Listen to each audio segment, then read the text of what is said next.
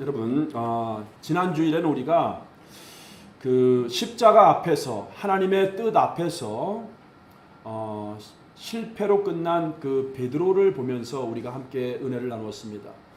십자가 앞에서 하나님의 뜻 앞에서 베드로는 주님과 주님의 말씀을 의지하기보다는 자기 자신을 신뢰했고, 그리고 주님께서 나와 함께 깨어 기도해 달라고 함께 창조주 하나님이 중보기도를 부탁했음에도 불구하고 깨어 기도하지 못했기 때문에 그는 실패했고, 또 그는 생명이신 예수님으로부터 너무나 멀리 떨어져 있었기 때문에, 그리고 예수 생명의 공동체, 예수님을 믿는 그 제자들과도 그는 떨어져 있었기 때문에, 그래서 우리들에게도 여러분 신앙생활은 우리가 요즘 그 가나안 성도라고 여러분 아시죠? 안 나가, 거꾸로 하면 안 나가잖아요. 근데 가나안 성도가 지금 100만 명이 넘었다고 합니다. 벌써부터. 그러니까 혼자서 집에서 나홀로 예수 믿는다고 하는 사람들, 굉장히 위험한 겁니다, 여러분. 그러니까 공동체와 단절되고 교회와 단절되고, 그래서 켈빈 같은 사람도 하나님을 아버지라고 모시는 사람은 교회를 어머니로 모셔야 된다, 그 유명한 말을 하지 않았습니까? 근데 베드로는 결국은 예수님과도 관계가 멀어져 있었고 멀찍이, 그리고 예수님을 믿는 공동체 속에서도 들어가지 못하고 떨어져 있었기 때문에 그는 실패하고 말았다. 우리가 이렇게 지난 시간에 그 베드로의 실패를 통해서 우리가 함께 은혜를 나눴습니다. 오늘은 여러분 우리가 실패 정도가 아니라 완전히 멸망하여 사라진 가룟 유다, 이 사람을 통해서 하나님이 우리에게 어떤 교훈을 주시는가. 첫 번째는 가룟 유다는 왜 실패를 넘어서 멸망할 수밖에 없었는가, 그 멸망한 이유를 우리가 몇 가지로 좀 살펴보고, 그리고 또 우리들에게 하나님께서 오늘을 살아가고 있는 우리들에게 주시는 메시지는 무엇이 있을까, 함께 우리가 생각해 보면서 은혜를 나누기를 원합니다. 자, 먼저 여러분 이 5절을 보면은 유다가 은을 성소에 던져 넣고 물러가서 스스로 목매어 죽은지라. 스스로 목매어 죽은지라. 유다가 이렇게 비참하게 멸망한 이유가 도대체 무엇입니까? 첫 번째, 우리가 유다를 통해서 배울 수 있는 첫 번째 교훈입니다. 유다는 자신의 선택에 의해서 멸망했다는 겁니다.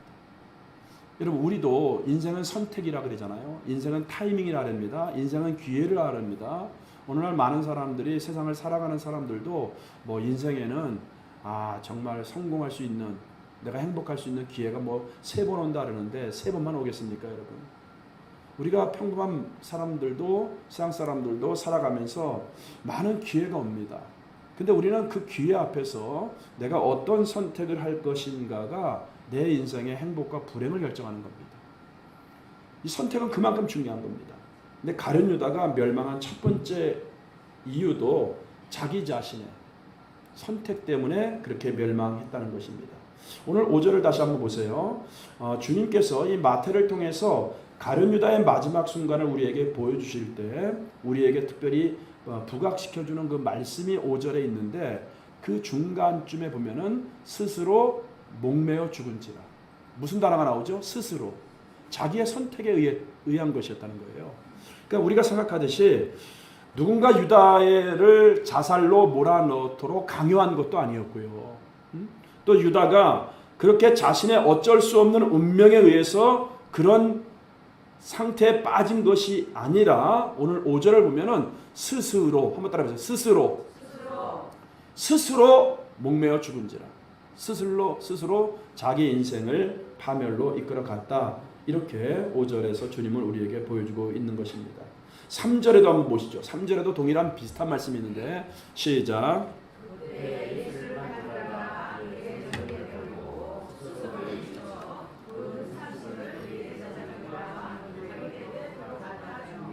자, 여러분, 마지막 순간에 유다가 강요받았습니까? 아니면 누구에게 끌려다녔습니까? 그게 아니고 오늘 여기도 뭐예요? 스스로 뉘우쳐. 그러니까 스스로라는 단어를 이렇게 쓰고 있어요. 스스로. 그러니까 유다는 선택할 수 있는 십자가 앞에서, 자기 인생의 마지막 앞에서 그는 자기 스스로 선택을 했는데, 그는 여러분 주님이 아니라 일단은 뭐예요? 돈을 선택했고, 회개할 기회가 주어졌음에도 불구하고 주님께로 간 것이 아니고 대제사장,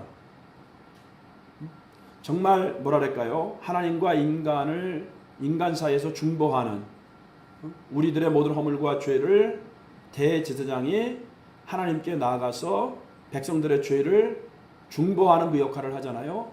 그러나 부패된 인간 대제사장에게로 가는 것이 아니라 정말 창조주 구원자 하나님과 또한 우리를 진정으로 이어주는 중보하는 참 의미에서 예수님, 그 중보자이신 대제사장이신 예수님을 선택한 것이 아니라 그는 회개의 기회가 있었음에도 불구하고 그는 부패하고 타락한 그러한 대제사장을 선택했다는 것입니다.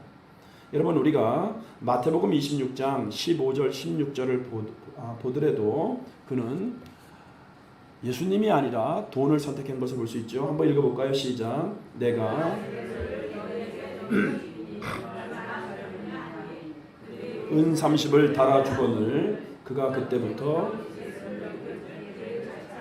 자, 여기서도 보면은 그는 주님을 선택했습니까? 아니죠. 돈을 선택한 것을 볼 수가 있습니다.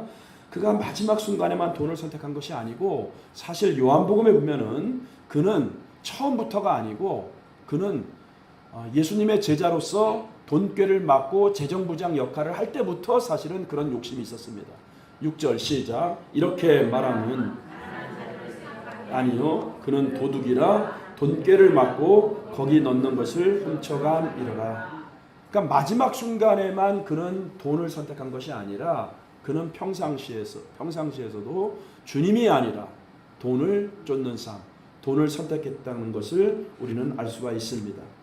그리고 결국 그는 조금 전에 말씀드린 것처럼 회개할 기회가 있었음에도 불구하고 예수님을 찾아간 것이 아니라 그는 부패한 제사장을 찾아가서 그 돈을 도로 주면서 스스로 비참하게 자기 목숨을 끊는 그런 결과를 선택했다는 것입니다.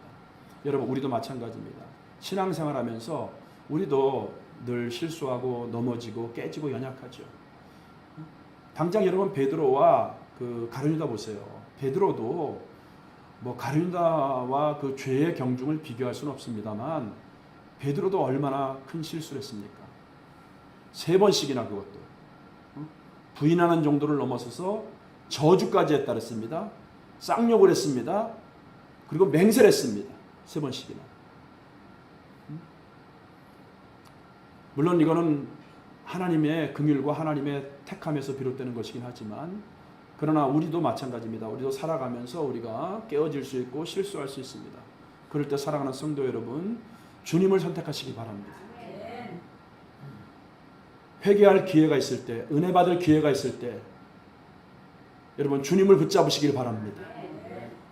어떤 의미에서 보면 나에게 예기치 않은 어려움과 고난이 닥칠 수가 있습니다. 여러분, 인생이 바다와 같다, 광야와 같다 그렇게 말하지 않습니까? 근데 하나님은 오히려 그 광야를 통해서 더욱더 이전에 경험하지 못했던, 이전에 만나거나 보지 못했던 주님을 보도록 하기 위해서 그 광야를 통해서 다시 한번 우리를 견고한 믿음의 사람으로 빚는 과정으로 주님은 삼으십니다. 우리가 그것을 깨닫고 그 광야에서 내 영적 눈이 열리고 내가 주님을 만나는 순간 광야는 여전히 광야임에도 불구하고 우리에게는 그 광야가 더 이상 광야가 아닐 만큼 우리의 문제가 풀어지는 것을 볼 수가 있습니다. 우리의 믿음이 그만큼 성장했기 때문이죠. 그렇기 때문에 여러분, 우리가 인생의 깊은 굴곡 같은 고통 속에서도 또 내가 중요한 것을 선택하는 입장에서도 늘 여러분 기도하면서 가룟유다처럼 어리석은 선택이 아니라 여러분 올바른 선택, 돈이 아니라 주님을 붙잡으시기 바랍니다. 주님께로 나오길 바랍니다. 이것이 사는 길이고 이것이 구원받는 길입니다. 이런 은혜를 하나님이 우리들에게 주시기 바랍니다. 다 자기 선택에 의해서. 구원도 마찬가지예요. 물론 하나님께서 창세전에 그리스도 안에서 나를 택해 주시는 이 선행적 은총이 있어야 됩니다. 이게 정말 중요하죠. 이게 은혜죠, 은혜. 그러나 이 은혜에 대한 반응은 뭐예요? 우리의 믿음입니다. 내가 주님을 선택하고 내가 결단해야 되는 겁니다. 여러분 인생 살아가면서 여러분 주님을 선택할 수 있기를 바랍니다. 명예도 아니요, 권력도 아니요, 돈도 아닙니다. 내 체면도 아닙니다. 주님을 선택할 수 있는 저와 여러분들 되실 수 있기를 예수님의 이름으로 축복합니다. 두 번째, 여러분, 유다가 멸망한 이유는 사탄의 역사 때문이었다는 것입니다. 그러니까 자기의 어리석은 선택 때문에도 그는 멸망했지만 두 번째는 뭐예요? 사탄의 강력한 역사 때문에 그는 멸망할 수밖에 없었다는 것입니다. 여러분, 오늘날 우리 모든 사람들은 눈에 보이는 시험관에 나타난 과학적이고 합리적인 것만을 우리는 믿으려고 하는 경향이 있습니다. 그러니까 보이지 않는 것들은 믿지 않으려고 합니다. 근데 여러분 보세요. 옛날에 있죠. 옛날 사람들, 과학이 발달하거나 문명이 발달하기 전에는 천둥 꽝 치잖아요. 막 벼락이 치잖아요. 그럼 뭐라 그랬어요, 옛날 사람들? 야, 신이 노였나 보다. 뭐 가다 넘어지기만 하더라도 그냥 이거 귀신이 나를 밀었나 보다. 그러니까 옛날에는 너무 여러분 있잖아요. 눈에 보이지 않는 어떤 이런 영적인 것에만 너무 그렇게 받아들이는 경향이 있었습니다. 근데 오늘날은 여러분 정반대예요. 아예 보이지 않는 것은 무시합니다. 눈에 보이는 것만을 믿고 따르는 경향이 있습니다. 여러분, 유다가 물론 멸망한 이유는 분명 눈에 보이는 물질, 은삼실, 그리고 지금 예수님을 3년 동안이나 따라다니면서 그 모든 상황 속에서 이제 유다가 그 상황 때문에 이제는 예수님을 버리기로 결단한 어떤 눈에 보이는 현실, 상황, 그리고 또 돈, 이런 눈에 보이는 가시적인 것들 때문에 유다가 멸망한 이유도 됩니다만, 그러나 성경은 여러분 요한복음 13장 1절 2절에 보면은 그 유다의 마음에 사탄이 들어간 것을 볼 수가 있습니다. 요한복음 13장 1절 2절을 한번 읽어보겠습니다. 요한복음 13장 1절 2절. 자, 제가 읽겠습니다. 6월절 전에 예수께서 자기가 세상을 떠나 아버지께로 돌아가실 때가 이른 줄 아시고 세상에 있는 자기 사람들을 사랑하시되 끝까지 사랑하시니라. 이게 요한복음 13장 1절입니다. 근데 그 2절이 중요해요. 한번 따라해 볼까요? 마귀가 벌써 시몬의 아들 가룟 유다의 마음에 예수를 팔려는 생각을 넣었더라. 그러니까 눈에 보이는 돈과 어쩔 수 없는 현실과 환경 때문에도 유다는 예수님을 팔고 멸망할 수밖에 없었지만, 그러나 뭐예요? 보이지 않는 유다의 배후에 영적으로 그의 마음에 누가 있었다는 것이죠? 사탄이 있었다는 것입니다. 마귀가 벌써 시몬의 아들 가룟 유다의 마음에 예수를 팔려는 생각을 넣었더라. 그래서 여러분, 우리가 사는 생각을 잘 하셔야 돼요. 우리 마음에 하나님의 말씀으로 우리가 차고 넘쳐야 됩니다. 내 생각이 돼서 안 되고 마귀의 생각이 돼서 안 되고, 우리는 뭐예요? 하나님의 말씀으로 성령의 생각을 하셔야 됩니다. 마귀가 이렇게 강력하게 역사한 거예요. 그때는 언제입니까, 여러분? 한번 잘 보세요. 예수님께서 요한복음 13장 있죠? 마지막 예수님께서 만찬을 베푸시면서 새 언약에 대해서 예수님께서 말씀하시는, 그래서 빵을 찢으면서 받아 먹으라, 이것은 너희를 위하는 내 몸이다. 또 잔을 부으시면서 받아 마셔라, 이것은 너희를 위하여 흘리는 바 나의 피, 곧 새 언약의 피라. 십자가에서 죽으시는 그 예수님의 그 언약에 대해서 예수님께서 말씀을 주실 때였고요. 그 다음에 심지어는 예수님께서 뭐예요? 제자들을 한 사람 한 사람 발을 씻기면서 나는 섬기는 종으로 너희에게 왔다. 이 거룩한 지금 예전이 선포되고 새 언약이 선포되고 있는 거룩한 지금 공간, 거룩한 예식이 행해지는, 마치 지금 저희들이 예배하는 이 시간과 같은 거예요. 근데 그때 마귀가 유다에게 역사한 거예요. 여러분, 이거를 통해서 우리가 깨달을 게 무엇이죠? 여기 다 지금 예배 나와 있지만 벌써 생각은 엉뚱한 데가 있어. 아이고, 집에 내가, 여자분들 특별히 그죠? 집에 내가 가스불을 끄고 왔나? 생각이 좀 딴 데가 있어요. 여기 와 있으면서도. 그리고 제가 죄송합니다. 저도 이제 어제부터 목이 좀 온 것 같아요. 괜찮은데, 근데 여러분 보세요. 예배를 지금 드리면서도 제가 똑같은 설교하잖아요. 아, 오늘 목사님 설교가 나를 향한 설교네. 참 감사하다. 은혜가 있다. 이렇게 하다니 얼마나 좋아. 저 목사님 오늘 나를 때리네. 아니 뭐 말씀이 뭐 몽둥입니까? 뭐 맵니까? 물론 말씀은 불방망이죠. 찌르는 채찍이죠. 저 오늘 목사님이 나에게 무슨 억하심정이 있어서 나를 치는 설교를 하네. 똑같은 설교를 하고 똑같은 말을 하는데도 시험에 드는 사람이 있어요. 여러분 은혜 받기를 바랍니다. 똑같은 주님의 거룩한 예식이 행해지는 그 자리에 마귀가 누구에게 역사했다는 거예요? 가룟 유다에게 역사했다는 거 아닙니까, 여러분? 마귀가 여러분 우리에게 역사할 수 있습니다. 마귀는 여러분 어떤 존재지요? 에베소서 2장 2절을 보니까 그때의 너희는 시작 그때의 너희는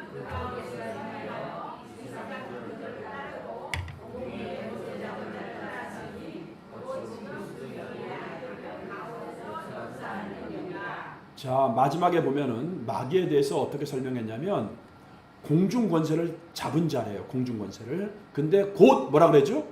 지금 불순종의 아들들 가운데 역사하는 영이라는 겁니다. 자, 불순종이라고 하는 것은 불순종의 아들들이라는 것은 믿지 않는 사람을 얘기하는 거예요. 불신자를. 예수님을 믿지 않는 사람을 이야기하는 것이지만 그러나 동시에 이 말은 어떤 말이냐면 성도 중에서도 예수를 믿는 사람 중에서도 내가 하나님의 말씀을 불순종할 때 누가 역사한다는 것이죠? 마귀가 역사한다는 거예요. 마귀가 역사할 수 있습니다. 왜 목사에게는 역사 안 합니까? 다 역사할 수 있어요. 내가 하나님의 뜻을 거역할 때, 내가 하나님의 말씀에 순종하지 않을 때 마귀 다 역사할 수 있는 거예요. 믿지 않는 사람만 역사하는 거 아닙니다, 여러분들. 내가 불순종할 때 마귀가 역사하는 거예요. 마귀가 틈타는 거예요. 그래서 성경은 뭐래요? 마귀로 하여금 틈타지 못하게 하라고 얘기하고 있잖아요. 우리에게도 역사할 수 있기 때문에. 근데 야고보서 4장 7절을 보니까 시작 그런즉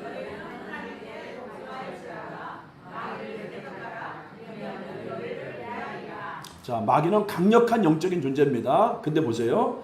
하나님께 복종할지다와 마귀를 대적하라는 같아요. 그러니까 하나님께 복종하면 마귀를 대적하게 되는 거야. 그러니까 마귀를 대적하는 사람은 뭐예요? 하나님께 복종하는 사람들이에요. 그러면 마귀가 뭐예요? 피해간다 그랬잖아. 피해간다 그랬잖아. 여러분 하나님 말씀에 순종할 수 있길 축복합니다. 성령의 뜻에 여러분 순종할 수 있기를 바랍니다. 가룟 유다에게 물론 여러분 이렇게만 우리가 생각해서는 안 돼요. 아 가룟 유다가 참 가룟 유다 입장에서 너무 가룟 유다를 동정하다 보니까 아유 가룟 유다가 좀 안 됐구나. 사탄이 역사했는데 뭐 그 강력한 사탄이 역사했는데 어쩔 수가 없이 예수님 팔아야지. 여러분 이렇게 여러분 우리가 가룟 유다에 대해서 동정할 수 없다는 겁니다. 그가 하나님의 뜻에 순종했다며 주님의 말씀을 붙잡았다며 회개할 기회가 있었음에도 불구하고 그 기회를 잡지 못했기 때문에 그는 마귀에게 완전히 잡혀버린 거예요. 그러므로 사랑하는 성도 여러분, 저와 여러분은 신앙생활 할 때 주님이 경고하잖아요. 그 최후의 만찬을 역사학자들이나 주석학자들이 지금 여러분 우리가 우리 김혜수 권사님 집에 신방 가보니까 이제 성만찬 딱 멋있게 카페트가 걸려있더라고. 근데 그거는 여러분 잘못된 겁니다. 레오나르도 다빈치가 잘못 그린 건데 주석학자들이 이렇게 그 재현을 한 걸 보면은요. 일단 이스라엘 풍습에서는 이렇게 식탁에 앉아서 식사하지 않습니다. 예수님 당시의 풍습에서는 다 이렇게 기대서 먹습니다. 이렇게 편한 자세로 기대서 먹어요. 그리고 그 주인 있죠. 마가 요한의 다락방인데 거기는 아마 그 예수님의 제자 중에서 당시에 10대였던 가장 나이 어린 요한이 예수님의 사랑을 가장 많이 받았다 그러잖아요. 나이도 어리니까 요한이 아마 오른쪽에 있었다 이렇게 얘기를 해요. 그 왼쪽에는 가룟 유다가 있었다고 얘기를 합니다. 그 베드로가 저 맞은편에 있었다고 얘기를 해요. 이렇게 학자들이 지금 추정하기를 기대서. 근데 베드로가 요한에게 너희 중에 누가 나를 팔리라 이렇게 물어보니까 누구냐고 이렇게 물어봤다는 거예요. 이 랍비들이 그 미드나시나 이런 데 보면은 그러니까 요한이 예수님에 이렇게 기대해 갖고서 예수님에게 예수님 누가 예수님 배반합니까? 이렇게 물었다는 거예요. 근데 예수님이 그때 가룟 유다 있잖아요. 왜냐 함께 그들은 이렇게 찍어서 먹었단 말이에요. 빵을 뜯어서. 그러니까 예수님께서 뭐라고 하시냐면은 요한복음에 보면은 나와 함께 뭐예요? 함께 그릇에 있잖아요. 손을 넣는 자가 그다 이렇게 말씀했잖아요. 그러니까 여러분 보세요. 양심의 화인 맞고 벌써 회개할 기회를 주셨음에도 불구하고 너희 중엔 한 사람이 나를 팔리라 주님이 그 말했잖아요. 그러면 우리가 가린다 같으면 아이고 예수님이 나를 벌써 지목하셨구나. 깨닫고 회개하고 돌이켜야 됨에도 불구하고 이 유다는 뭐라 그럽니까? 에이 설마 나인 줄 알려고. 나는 아니죠. 라비요 나는 아니죠.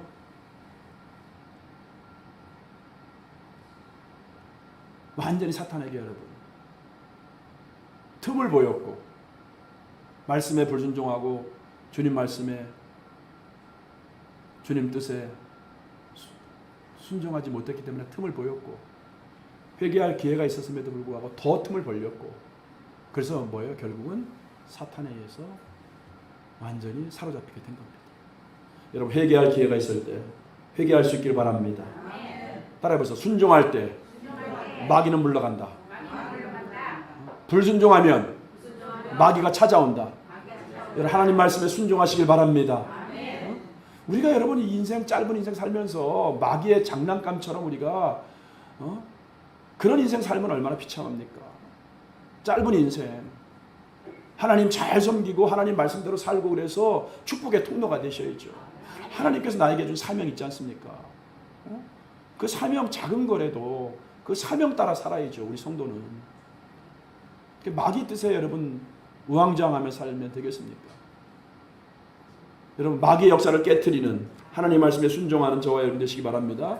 자 마지막 세 번째 연결될 수도 있는 말인데 마지막으로 유다가 멸망한 이유는 하나님이 버리셨기 때문입니다. 하나님이 버려두셨어요. 버려두셨어요. 많은 사람들은 하나님이 악인들을 이렇게 하고 저렇게 하고 몽둥이로 두들겨 패서 심판할 거라고 얘기를 해요. 물론 하나님이 그렇게 할 때도 있습니다. 그러나 여러분 하나님이 악인을 심판하는 방법은 바울은 로마서 2장에서 이걸 보여주고 있는데 악인들에게 뭔가를 하나님이 실질적으로 행해서 악인들을 심판하는 것이 아니라 그냥 악인들이 하는 일을 내버려 두심으로 인해서 심판한다는 거예요. 그래서 로마서 2장 바울은 이 하나님의 악인들에 대한 심판을 24절에서 그러므로 자 한번 읽어보세요. 24 시작.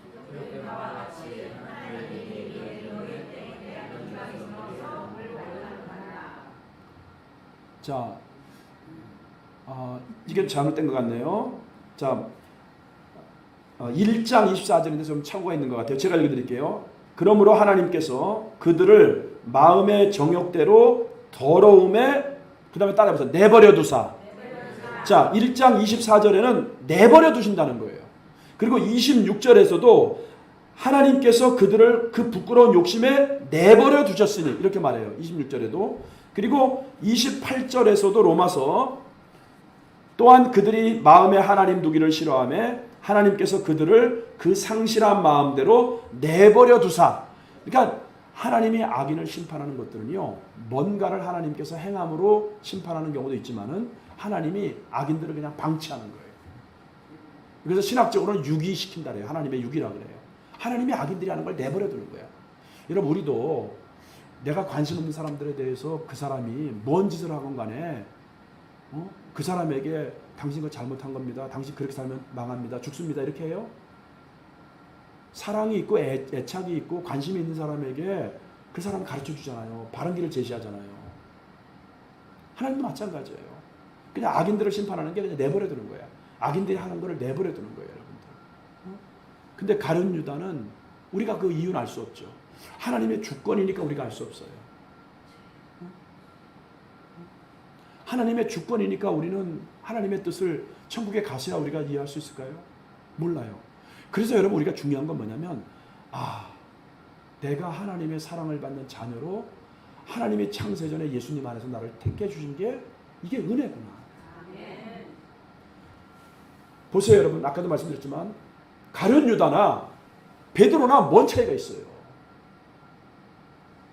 경중은 차이가 있겠지만은 예수님을 부인하고 저주하고 배반한 공통점이 있지 않습니까? 근데 베드로는 예수님께서 처음에 만났을 때 바요나 시몬아 내가 복이 있도다. 내가 내 이름이 이제는 너를 반석이라고 하리라. 내가 내 교회를 너에게 세우겠다. 처음 만났을 때부터 그랬고요. 그래도 가룟 유다는 스스로 뉘우쳤다는 말도 아까 읽었죠. 베드로는 뉘우쳤다는 말도 없어.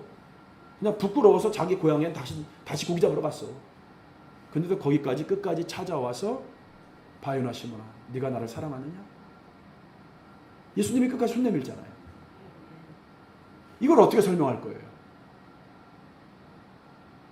그러니까 궁극적으로 이게 참 중요합니다.